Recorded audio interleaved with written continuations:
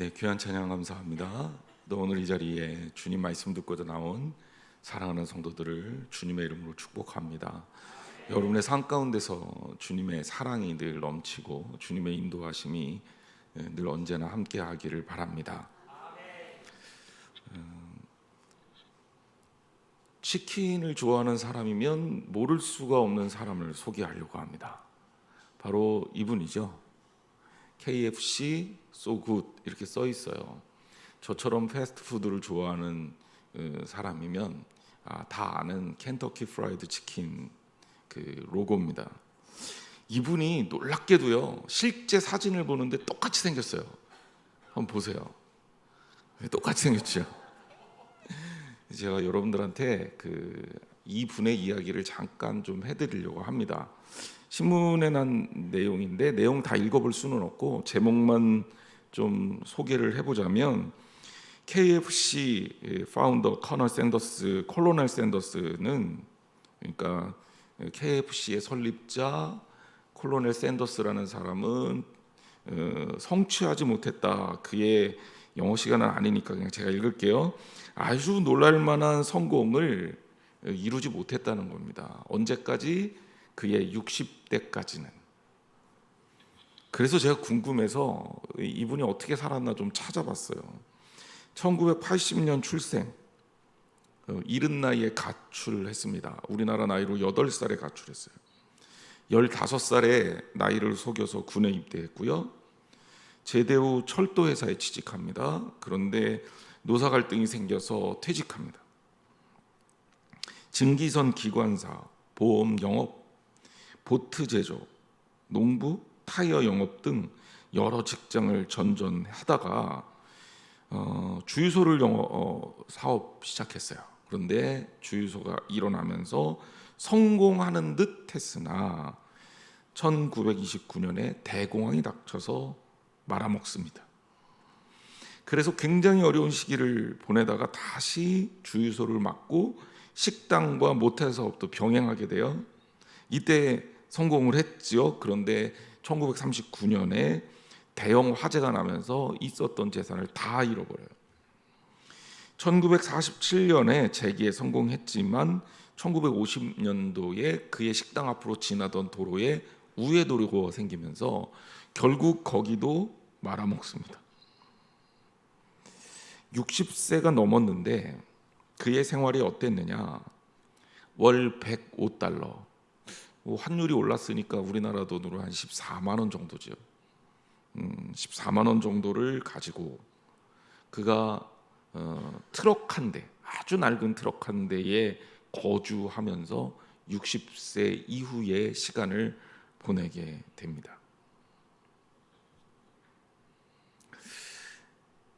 자, 미국 전역을 트럭에 타고 다니면서 한 달에 한 14만 원, 15만 원 가지고 살았다?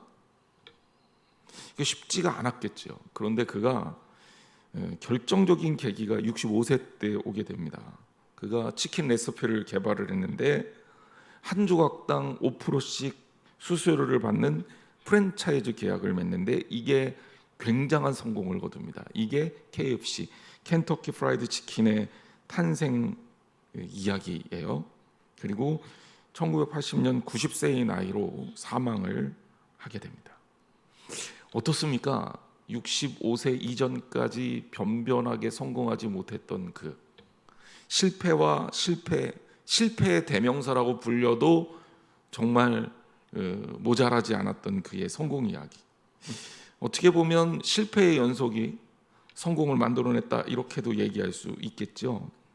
이분에 대한 글들을 조금씩 찾아보다 보니까 재미있는 글을 제가 발견을 했습니다. 그 사람이, 이 샌더스가 성공하게 된 계기가 된 게 프랜차이즈 계약을 맺은 거라 그랬잖아요.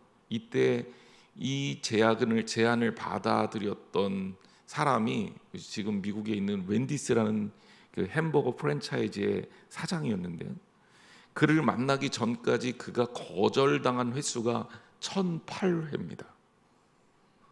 60세가 넘어서 트럭을 몰고 다니면서 그가 개발한 레시피를 사람들에게 제안하고 사업을 제안하고 할 때 그 사업이 거절당한 횟수가 1,008회예요. 1,009번째 성공한 겁니다. 상상이 잘 안 가죠. 그가 거절당했을 때 받았을 충격과 상처, 이게 1,000회 이상 쌓였다면 여러분은 어떤 마음이었을까요? 근데 그가 그럴 수 있었던 이유를 신앙 칼럼에서 제가 발견을 했습니다. 그는 60세가 넘어서 사업에 실패하고 몸도 아파서 병실에 누워 있었답니다. 그랬을 때 어디에서 찬양 소리가 들려온 거예요. 주 너를 지키리 아무 때나 어디서나 주 너를 지키리 늘 지켜주시리. 찬양 소리가 들리는데 너무 찬양을 행복하게 하는 것 같아서 창문을 열고 누가 찬양을 하나 딱 봤더니 청소부예요. 청소부는 목발을 짚고 있었다는 거죠. 목발을 짚고 청소를 하기 얼마나 불편했겠습니까? 그런데 그가 찬양을 하는 겁니다. 그래서 물었대요. 당신 어떻게 그렇게 기쁘게 찬양을 하냐? 상황을 보니까 나나 당신이나 별반 차이가 없어 보이는데. 이 청소부가 얘기하길 이 세상이 내 집이 아니기 때문에 하나님 나라를 바라보면서 나는 찬양합니다. 그래서 찬양할 수 있어요. 이렇게 대답했더래요. 그래서 이 샌더스가 교회 나가기 시작했다는 겁니다. 크리스찬이 됐대요. 돈을 벌고 나서도 많은 교회들에게 헌금을 하고 후원을 해서 많은 교회를 건축했다고 하죠. 그런데 재미있는 일화가 이어집니다. 그가 결국 교회에 나가게 됐어요. 어려우니 기도를 열심히 할 수밖에 없었고 매일 기도하는 삶을 살고 있는데 기도하는 과정 중에 어느 날 닭들이 날아가는 그림이, 그런 장면이 자꾸 떠오르더랍니다. 얼마나 이게 심했냐면 기도가 안 될 정도로, 닭 때문에. 여러분들 혹시 닭들이 날아다니는 그런 상황이 기도할 때마다 생각납니까? 이분이 하도 고민이 되고 초신자니까 신앙이 좋아 보이는 분들한테 물어본 거예요. 이 닭이 자꾸 기도만 하려고 그러면 닭이 보이는데 이게 도대체 무슨 의미냐? 그랬더니 이분 대답하는 게 더 재밌어요. 닭 울기 전에 회개하라고 하나님이 가르쳐 주는 거다. 근데 얘 해몽을 잘못한 거죠. 그래서 회개를 열심히 했는데 그래도 계속 닭들이 날아다니더라는 거예요. 그래서 생각을 다시 했대요. 내가 닭 요리를 한번 해보겠다. 그리고 닭 요리를 만들어서 이웃에게 대접하니까 이웃들이 먹어보고 야, 이거 너무 맛있다. 반응이 좋게 되고 거기에 용기를 얻어서 이 레시피를 개발했다고 합니다. 여러분, 우리 인생 살다가 실패할 수 있어요.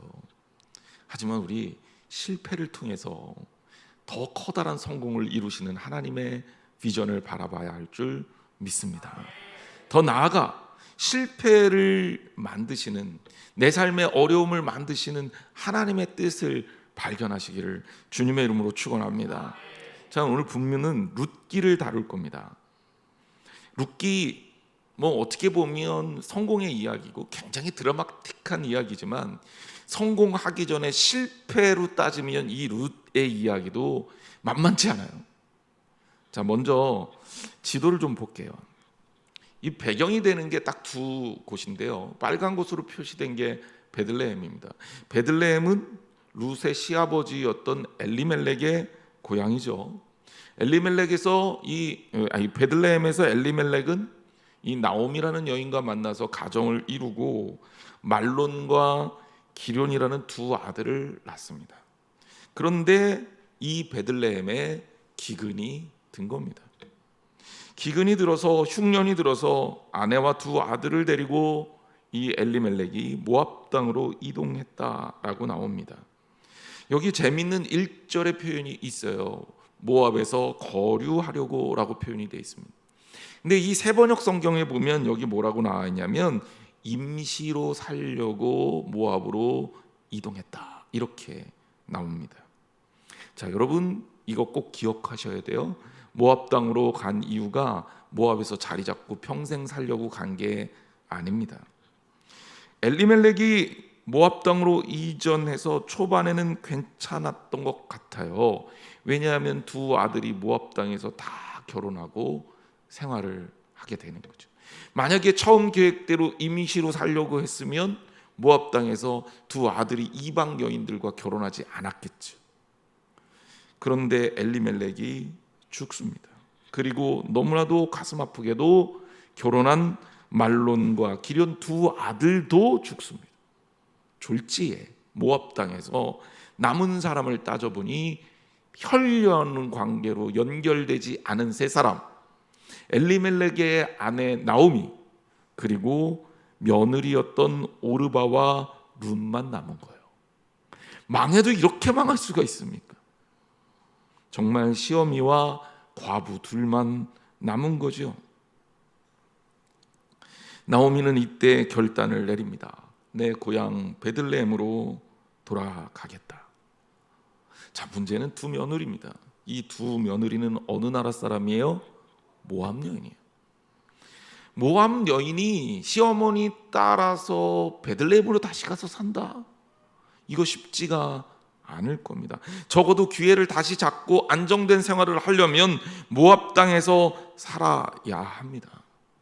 그런데 나오미가 베들레헴으로 가기로 결단하고 룻과 오르바가 나오미를 따라가다가 오르바는 중간에 포기해서 모압 땅으로 돌아가고 룻은 나오미와 함께 베들레헴으로 들어갑니다. 룻기는 2장부터는 베들레헴에서 일어나는 이 일에 대해 기록하고 있습니다. 보통 룻기를 설교할 때, 말씀을 들을 때는 룻의 신앙, 믿음의 결단 이런 이야기를 주로 하는데 오늘은 좀 룻의 배경 이야기를 좀 하면서 신앙적인 교훈을 얻어볼까 합니다. 여러분들하고 세 가지 질문을 좀 풀어 가보도록 할게요. 첫 번째 질문은 뭐냐? 왜 가나안의 기근이 엘리멜렉을 떠나게 했는가라는 거예요. 다시 말하자면 엘리멜렉이 모압 땅으로 이동을 했는데 그 이유가 흉년이 들었다 그랬잖아요. 베들레헴은요, 이름이 빵집입니다. 예수님 고향이기도 하죠. 빵집이라는 얘기는 뭐겠어요? 베들레헴이 농사짓고 곡식 소출이 많았을까요? 적었을까요? 많았단 얘기예요. 기름진 땅, 강수량이 많고 물이 풍부해서 사계절이 뚜렷하고 농사짓기 좋은 땅입니다. 그리고 풍요로운 땅이에요. 이스라엘 땅, 가나안 땅에서는 베들레헴만한 땅을 찾기가 어렵습니다. 그래서 베들레헴은 별명이 빵집, 아니 그 베들레헴이라는 이름의 뜻이 빵집, 떡집이라는 뜻입니다. 그런데 여기에 흉년이 들어요. 여기에서는 이스라엘이 살고 있었던 이 가나안 땅의 특징을 좀 알 필요가 있습니다. 이 가나안 땅은 가나안 땅의 그 기후 자체가 건기와 우기가 뚜렷하기 때문에 반드시 비가 제때에 와줘야 돼요. 이른 비와 늦은 비가 제때 와줘서 우기 때 풀이 잘 자라게 되면 수확을 할 수가 있습니다. 그런데 만약에 역으로 비가 오지 않으면 농사가 안 되는 동네입니다. 그래서 아브라함도 기근이 들면 애굽으로 이전하고 이삭도 기근이 들면 블레셋 땅으로 들어가고 이렇게 하지 않습니까? 농사짓는 환경 면에서 이 베들레헴은 떡집, 빵집임에도 불구하고 제때 비가 와서 적절한 비를 통해서 수확을 올릴 수 있을 때 풍년이 보장되는 곳이지만 그렇지 않을 때는 먹고 살기가 만만치 않은 땅이라는 것을 알 수가 있습니다. 그런데 이 베들레헴에 흉년이 들었어요. 기근이 들었어요. 결국 이 엘리멜렉은 모압 땅으로 이전하는 선택을 하게 됩니다. 그런데 여기서 퀘스천 마크를 하나 더 붙여보자면 과연 그게 정말 본질적인 이유였을까라는 질문을 해볼 필요가 있습니다. 룻기 배경을 보면 사사시대는요 종교적으로 굉장히 혼란했던 시기입니다. 이스라엘 민족이 출애굽을 합니다. 출애굽하면서 광야 40년을 보내요. 그리고 요단강을 건너서 가나안 정복 전쟁을 하죠. 가나안 정복 전쟁을 통해서 12지파가 땅을 나눠 갔습니다. 그리고 이 베들레헴, 이곳은 유다 지파의 땅이에요. 당연히 그곳에서 농사짓고 잘 사는 게 중요합니다. 그런데 사사시대 때를 보면 이스라엘 민족이 하나님을 떠나요. 종교적으로 타락합니다. 바알과 아세라를 숭배하고 이방 신들을 수입합니다. 가나안 땅의 신들을 그대로 따릅니다. 하나님을 떠납니다. 베들레헴의 흉년이 들었어요. 베들레헴의 기근이 들었어요. 정말 문제가 기근입니까? 성경은 우리에게 조금 다른 지점을 알려주고 있는 거예요. 자, 문제가 생겼다고 그 문제의 지점을 떠나서 그리고 거기에서 다른 방법을 생각하는 이 엘리멜렉의 신앙을 바라봐야 합니다. 어려움이 들었을 때 어려움을 통해서 극복하고 신앙을 회복하고 하나님과의 관계를 회복해서 이 땅에서 살 방법을 찾아내는 게 아니라 아예 삶의 자리, 신앙의 자리를 옮겨버렸어요. 이방 민족의 땅으로 가버렸습니다. 눈에는 모압이 좋았을 수도 있습니다. 모압 땅에는 기근이 들지 않았으니 간 것입니다. 아는 사람도 있었을지 몰라요. 이전하고 거기에서 자리를 잘 잡았을 수도 있습니다. 하지만 엘리멜렉의 선택은 세상을 따르는 선택을 한 겁니다. 이 사사시대의 가나안 땅, 하나님 안에서 하나님께서 도와주실 것을 붙들고 사는 그런 땅입니다. 어쩌면 여기에서 주님과의 관계를 회복하고 베들레헴에서의 삶을 이어가는 게 나았을 수도 있습니다. 그런데 그렇지 않고 모압으로 이전한 거예요. 불신앙적 판단을 한 거죠. 자기 눈에 좋아 보이는 판단을 한 겁니다. 이것이 문제가 된 겁니다. 다시 한번 정리해 봅시다. 여러분, 애굽 땅과 가나안 땅을 제가 비교해 드린 적이 있습니다. 이스라엘 민족 애굽 땅에서 좋은 땅에서 살았어요. 요셉이 권력의 최고위층에 있을 때 그의 가족들에게 최고의 장소를 배려한 게 고센 땅입니다. 이스라엘 민족 고센 땅에 살았습니다. 나일강 삼각주 지역에 살았어요. 이 땅은요, 때가 되면 범람해서 땅은 비옥하고요. 이 땅은요, 물 걱정 1년 내내 안 해도 되는 땅입니다. 농사 지으면 농사가 저절로 돼요. 이런 땅에서 살았습니다. 그들이 이 땅을 나왔습니다. 왜? 땅이 안 좋아서 나온 게 아니에요. 하나님께서 약속하신 하나님의 백성이 되고자 나왔습니다. 그리고 들어간 게 어디예요? 광야 40년을 통해 가나안으로 들어간 거예요. 자, 가나안 땅과 애굽 땅을 비교하자면 애굽 땅이 좋은 땅입니다. 그런데 가나안 땅을 하나님께서 이스라엘 민족에게 주셨습니다. 왜요? 왜 가나안입니까? 애굽 땅은요, 하나님이 도우시지 않아도 먹고 살 방법들이 많아 보이는 땅이에요. 세속적인 풍요가 가득한 땅이에요. 그런데 가나안 땅은요, 하나님이 함께 하지 않으면 살 수가 없는 땅이에요. 하나님이 비를 주셔야, 하나님이 적정한 일기를 주셔야, 그때그때 맞춰서 이른 비와 늦은 비가 임해야, 그래야 살 수 있는 땅입니다. 하나님 의지해야 살 수 있는 땅이에요. 하나님이 그 좋은 애굽 땅을 떠나서 가나안 땅으로 가서 하나님의 백성이 되게 하신 것은 가나안 땅에서 하나님 바라보고 신앙적으로 주님과 관계를 회복하며 살라고 가나안으로 보내신 거예요. 사사시대에 언급을 했죠. 그런데 이스라엘 민족이 어떻게 살았냐? 사사기 21장 25절 말씀에 보면 그때 이스라엘 왕이 없었으므로 사람이 각각 자기의 소견에 옳은 대로 행하였더라.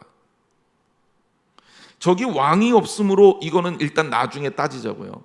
사사시대 어땠다고요? 사람이 각각 자기의 소견에 옳은 대로 행하였더라. 하나님을 인식했다는 거예요? 아니에요. 하나님 상관없었다는 거예요. 그냥 내가 살고 싶은 대로 살았다는 거예요. 그 원인이 뭐예요? 그 원인 때문에 이스라엘 민족이 수많은 실패를 합니다. 사사시대는 실패의 연속이에요. 왜? 이스라엘 민족들은 생각합니다. 왕이 없기 때문이다. 하지만 성경은 말합니다. 왕 문제가 아니라는 거예요. 하나님과의 관계 문제라는 겁니다. 여기 이렇게 해석하고 이스라엘 백성이 왕을 세워달라고 쫓아다녔죠. 하나님과의 관계 문제인데 이들의 눈에는 왕의 문제라고 본 겁니다. 그리고 왕을 세웠어요. 왕을 세워서 이스라엘 민족이 잘 나갔나요? 사울, 다윗, 솔로몬까지는 그런 대로 괜찮았습니다. 그 이후에 왕 때문에 나라가 망합니다. 자기들이 원해서 세운 왕 때문에 나라가 망합니다. 왜? 그 왕이라는 제도는, 군주제는 이스라엘 민족의 불신앙을 통해서 생긴 거기 때문에 그래요. 하나님을 신뢰하지 못해서 만들어 놓은 제도가 성공적으로 이스라엘 민족에게 자리 잡힐 리가 없었던 겁니다. 성경에 엘리멜렉이 흉년 때문에, 기근 때문에 모압으로 옮겼다고 하지만 이러한 상황을 고려해 볼 때 보다 근본적인 이유는 기근 때문이 아니라 믿음 때문이에요. 기근 때문이 아니라 하나님과의 관계에 대한 문제였어요. 만약에 기근 때문에 옮겼다면 베들레헴에 있던 사람들 다 옮겼어야죠. 그게 아니라 엘리멜렉이 모압으로 간 겁니다. 룻기는 그렇게 시작되는 겁니다. 모압으로의 이주가 하나님의 뜻이었다면 룻기의 내용 전개는 완전히 다른 방향이 되었을 가능성이 높습니다. 자, 그리고 우리가 봤잖아요. 처음에는 어떤 마음으로 간 거예요? 잠깐 살려고. 기근만 좀 면해보자. 그러고 모압으로 간 겁니다. 그런데 거기에서 두 아들이 결혼한다는 거예요. 이스라엘의 정서상 두 아들이 부모 허락 없이 결혼할 수 있냐고요? 불가능합니다. 그 얘기는 뭐예요? 모압이 좋으니 모압에서 살아보겠다 결심한 거죠. 하나님을 떠나서 하나님의 백성이 하나님의 땅에서 살지 못하고 모압 땅에서 자리 잡아보려고 처음 계획과 다르게 눈에 좋아 보이는 선택을 한 겁니다. 결과는요? 결과는 어땠어요? 폭망했습니다. 폭망했습니다. 두 번째 질문을 해보죠. 다 잃어버리고 나오미가 가나안으로 돌아옵니다. 베들레헴으로 돌아옵니다.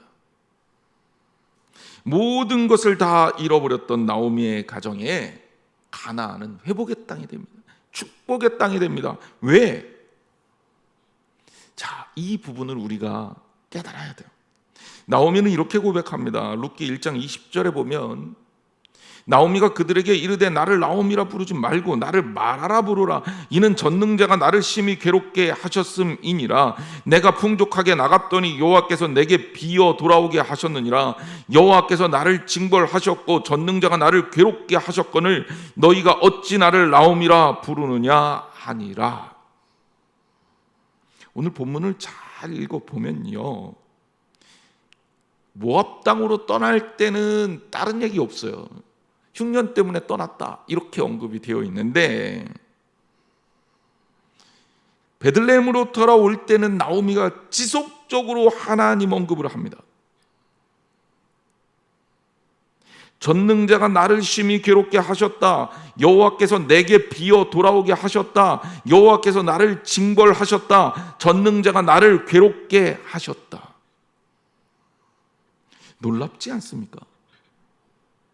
눈에 좋아서 보일 때는 자기들의 눈에 좋은 대로 쫓아서 나가고 망하고 돌아올 때는 하나님을 생각하는 거예요. 여기에 내게 비어 돌아오게 하셨다라는 이 비어라는 단어에 우리가 좀 주목할 필요가 있습니다. 사람들은 세상으로 와서 뭔가 잘할 것 같이 교만해지면 잔뜩 채워서 나갑니다. 그런데 하나님 없이 채워서 나간 것이 성공의 길이겠냐고요. 대부분의 경우 우리는 그런 성공을 경험하지 못합니다. 왜냐하면 많은 부분에서 하나님 없이 이루는 성공은 일시적이고 게다가 진정한 성공이 되지 못하기 때문이에요. 우리가 지난주에 부자의 비유를 예수님께서 들어주셨잖아요. 소출이 너무 많아서 곡식을 쌓을 데가 없어요. 야, 이 창고가 너무 좁아서 안 되겠네. 창고 헐어. 새로 지어. 거기에 곡식과 자기 물건 다 때려놓고, 나 이제 편하게 쉬고 먹고 놀고 자 편안하게 살자 결단했지만, 하나님이 그날 밤 그의 영혼을 데려가면 이것이 누구의 것이 되겠느냐? 예수님이 묻지 않습니까? 여러분, 세상적인 의미에서의 소유는 축복이고 비움은 저주인 것 같지만, 하나님 말씀 앞에서의 신앙적 의미로는 비움이 축복이라는 사실을 기억하시기 바랍니다. 비움을 통해서 베들레헴으로 돌아오게 됐어요. 비움을 통해서 베들레헴으로 돌아오면서 하나님을 인식할 수 있게 됐어요. 세상적으로는 망한 것 같지만 알고 보면 이게 진정한 의미에서의 축복입니다. 왜? 이 땅에서 우리 살던 거 하나님 나라 갈 때 우리 하나도 못 가져가요. 나오미가 베들레헴으로 돌아올 때 빈손인 것처럼 우리 하나님 만나러 갈 때는 빈손이어야 합니다. 근데 여러분, 무엇 채우겠습니까? 남는 게 뭡니까? 하나님과의 관계가 남지 않으면 아무것도 안 남는 거예요. 나오미가 그래도 하나님을 기억하잖아요. 다 잃어버려서 아무런 희망이 없을 것 같던 그의 가정, 다시 돌아온 가나안은 희망을 만들어냅니다. 모든 것을 다 잃어버렸던 최고의 위기에 가나안을 생각하고 하나님을 바라보는 거예요. 여러분, 내가 지금 없고 있고가 중요한 게 아니에요.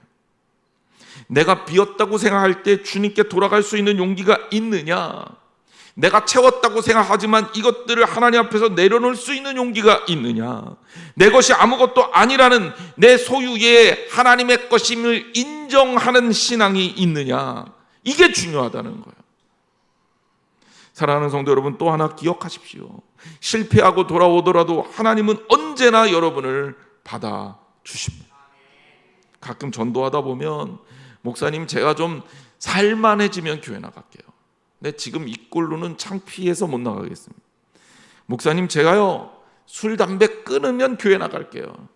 내가 담배 피는 상태로는 창피해서 교회 못 나가겠습니다. 여러분, 하나님 앞에 망했을 때라도 괜찮습니다. 빨리 오셔야 돼요.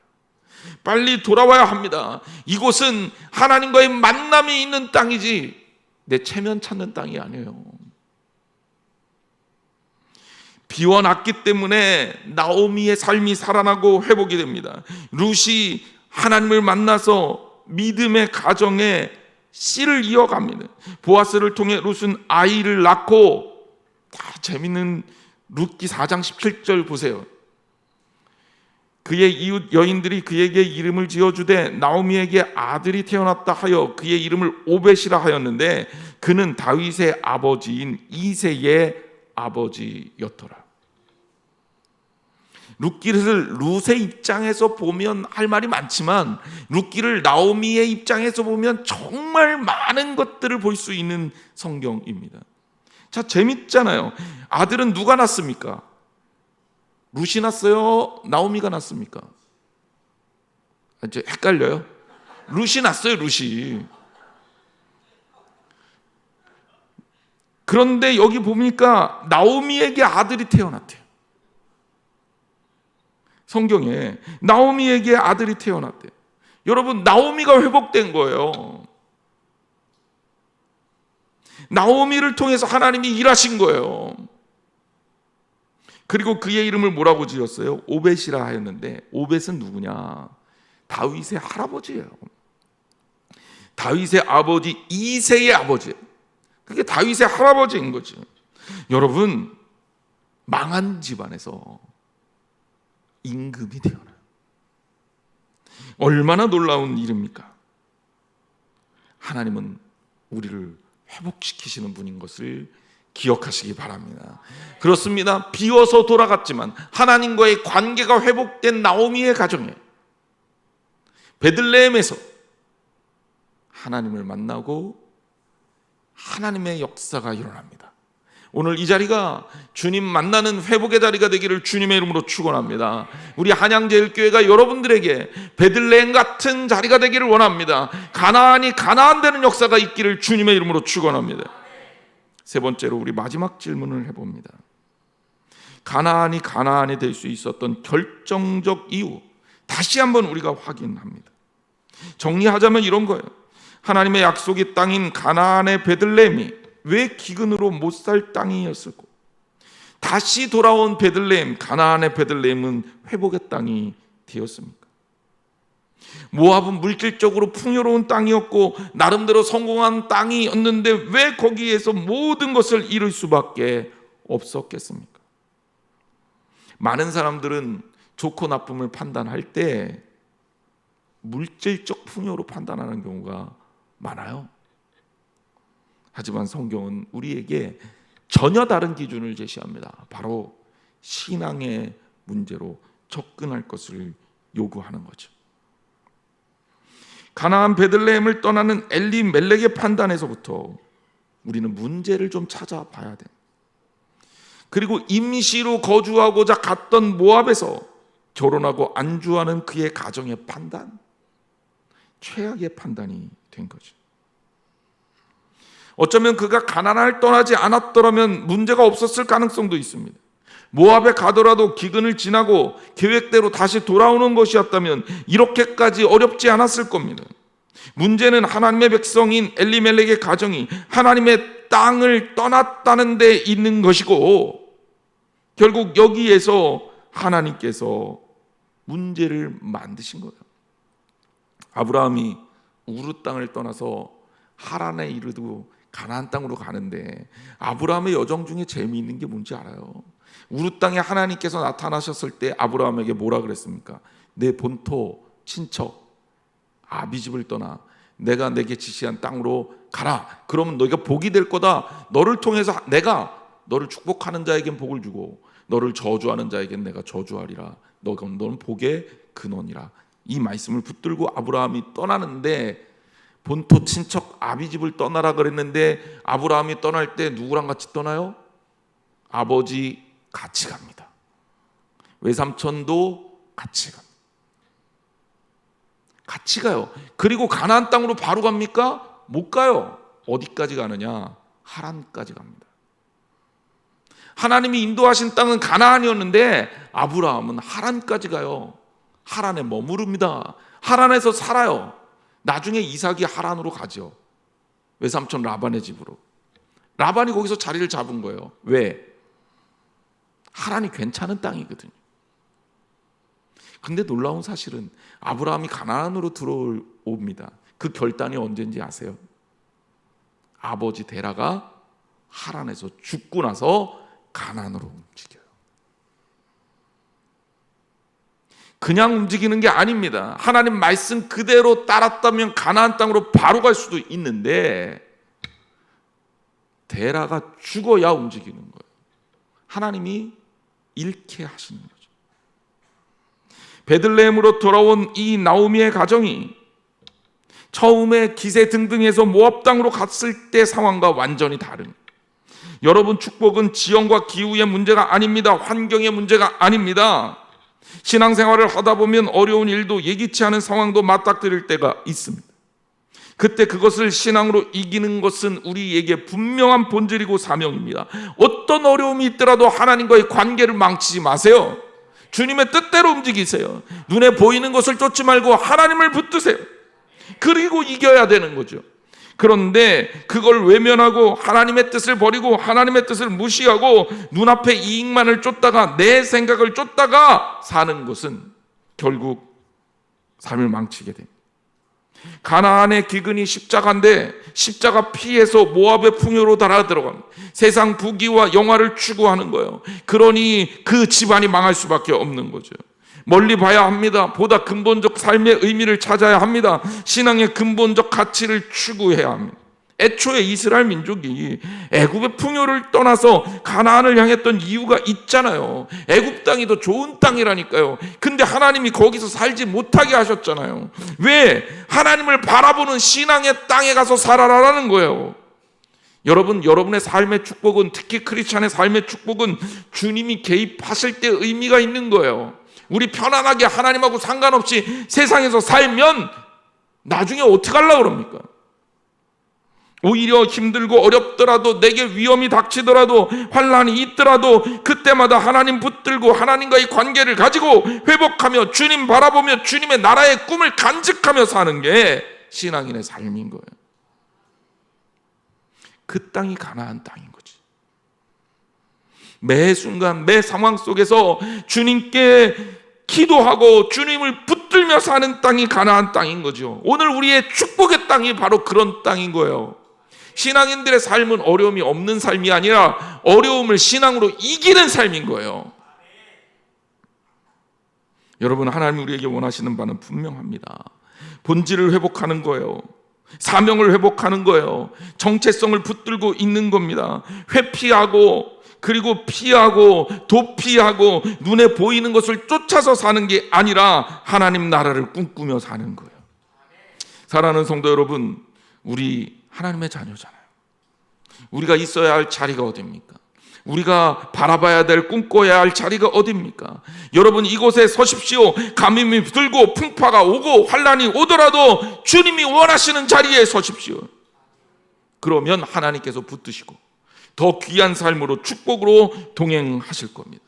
만약에 주님을 떠난 분이 있다면, 마음이 떠나서 흔들리고 있다면, 아직도 하란 땅에 머무르고 아직도 모압 땅에 있다면 마음을 돌이켜서 돌아오십시오. 모압은 풍요가 아닙니다. 모압은 풍요의 대안이 될 수 없습니다.